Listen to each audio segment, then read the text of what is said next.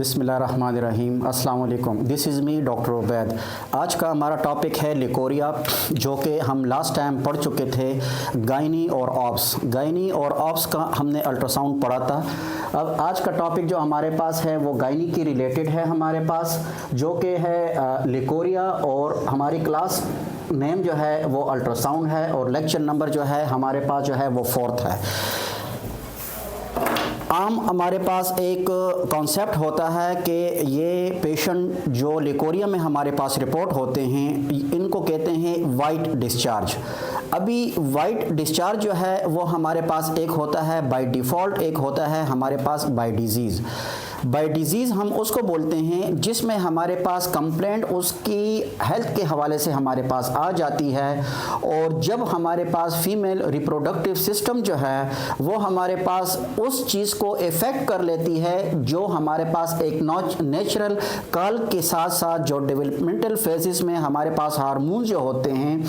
उसकी जब ग्रोथ होती है, या जो हार्मोन हमारे पास जितनी भी जो ड्यूटी फुल होते हैं और उनकी जो हमारे पास बॉडी पे जो एक्सटर्नल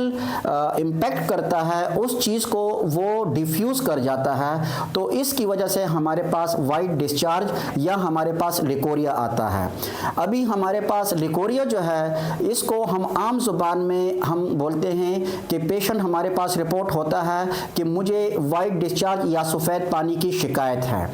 अभी ये सफ़ेद पानी या वाइट डिस्चार्ज जो है, जिसको हम लिकोरिया भी बोलते हैं, इसमें हमारे पास एक आता है थिक और एक आता है हमारे पास थिन। ये दोनों जो है हमारे पास रिप्रोडक्टिव सिस्टम फीमेल का जो होता है, जब ये फिजिकली जब हमारे पास इसमें इम्पैक्ट आ जाता है, या जब हमारे पास ये जो है इसकी जो प्रॉपर जो इसकी साइकिलिंग होती है उसमें हमारे पास प्रॉब्लम आता है, तो ये वाइट डिस्चार्ज जो है वो स्टार्ट हो जाता है। जैसे लाइक हम कहते हैं कि ओवरीज में इन्फ्लामेशन हो गई है, और या जैसे हमारे पास फिलिपिन ट्यूब में हमारे पास इन्फ्लामेशन हो जाती है, या हमारे पास एक पार्ट होता है एंडोमेट्रियम कैविटी जिसको हम बोलते हैं, इसमें हमारे पास जब इन्फ्लामेशन हो जाती है जिसको हम एंडोमेट्रियोटिस बोलते हैं। ये एंडोमेट्रियोटिस जो है ये इन्फ्लामेशन ऑफ हमारे पास एंडोमेट्रियम कैविटी होती है, एंडोमेट्रियम वॉल इसमें थिक हो जाता है, इसमें ग्रोथ आ जाती है, जिसकी वजह से हमारे पास जो है ये वाइट डिस्चार्ज शुरू हो जाता है। कुछ फीमेल हमारे पास जो होती हैं उनको थकावट हो जाता है, या कुछ फीमेल ऐसे होती हैं जो मेंटली स्ट्रेस ले लेती हैं, या कुछ फीमेल्स ऐसे हमारे पास होती हैं कि जो मतलब वो मतलब उसमें वो डिज़ायर नहीं होते हैं, तो उसकी वजह से जब अनवॉलंटियरली जब वो अपने कपल जब मीटिंग करते हैं तो उसमें हमारे पास विजाइना की ड्राइनेस की वजह से जो है वो हमारे पास जो है वो लिकोरिया शुरू हो जाती है। तो इसमें हमारे पास जो है वो वाली लिकोरिया जो हमारे पास फॉर्मेशन में जो आती है, जिसकी फॉर्मेशन कोई भी नहीं होता है, वो हमारे पास एक पार्ट होता है यूट्रस का जिसको हम डगलस पाउच बोलते हैं, या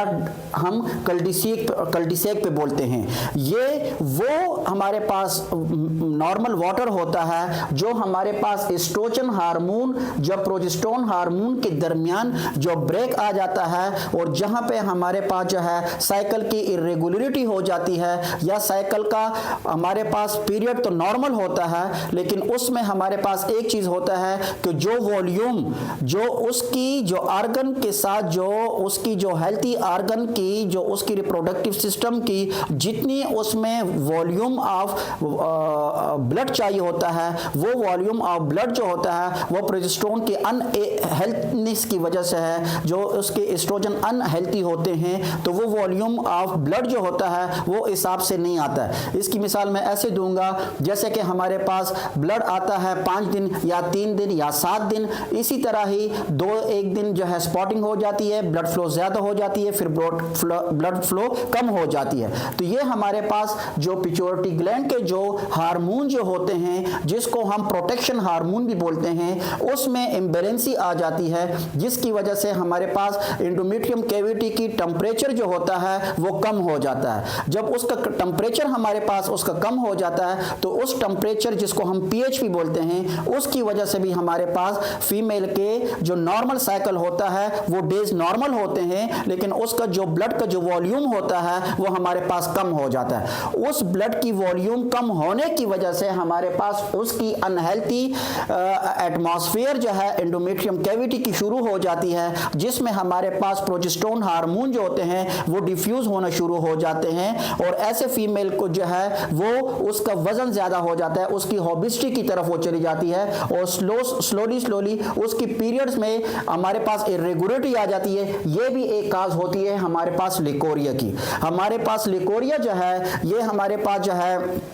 इनफर्टिलिटी की एक बहुत बड़ी काज बन सकती है। अगर हमारे पास फिलिपियन ट्यूब जो है उसके इन्फ्लाम्ड है, हमारे पास एक्टोपिक प्रेगनेंसी जो हम नॉर्मल रूटीन में हम कहते हैं ये एक्टोपिक प्रेगनेंसी हो गई है, ये एक्टोपिक प्रेगनेंसी जो है जो फिलिपियन ट्यूब में कंसीव हो जाती है, ये भी हमारे पास जो है ये फिलिपियन ट्यूब की इन्फ्लामेशन की वजह से और द बिहाइंड ऑफ स्टोरी ये लिकोरिया को काज करती है, उसकी वजह से भी ये हो सकता है। तो आज के टॉपिक हमारे पास यहाँ तक काफ़ी है और इंशाल्लाह हमारा नेक्स्ट टॉपिक जो होगा उसमें हम बाय डिफॉल्ट और बाय डिजीज को हम क्लास वाइज पढ़ेंगे।